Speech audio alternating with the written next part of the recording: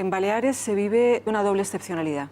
En primer lugar, un niño no puede ser escolarizado en español, es decir, una de las dos lenguas cooficiales, la lengua del Estado. Y en segundo lugar, la lengua de escolarización obligatoria, si bien es cooficial, es una lengua cuyo estándar es el de otra comunidad autónoma, es decir, el catalán de Cataluña. Esa es la doble excepcionalidad que se produce. ¿Cómo se llega a esta situación? Pues se llega a esta situación a partir de la denominación que aparece en el Estatuto de Autonomía de 1983 y se reitera en el 2007, donde aparece la lengua catalana propia de las Islas Baleares. A partir de aquí, ese concepto queda introducido en el ámbito escolar y en el ámbito académico. Lo primero que produce es el hecho de que las modalidades lingüísticas queden relegadas al registro informal, con lo cual ahora mismo estarían en peligro de desaparición. Pero luego hay dos instrumentos legales ciertamente perversos que llevan a la situación de la que estamos hablando.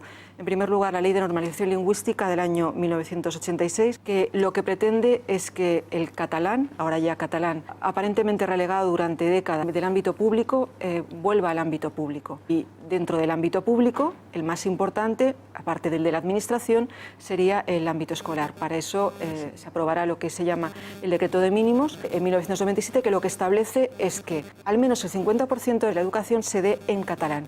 El problema es que no establece el máximo. Claro.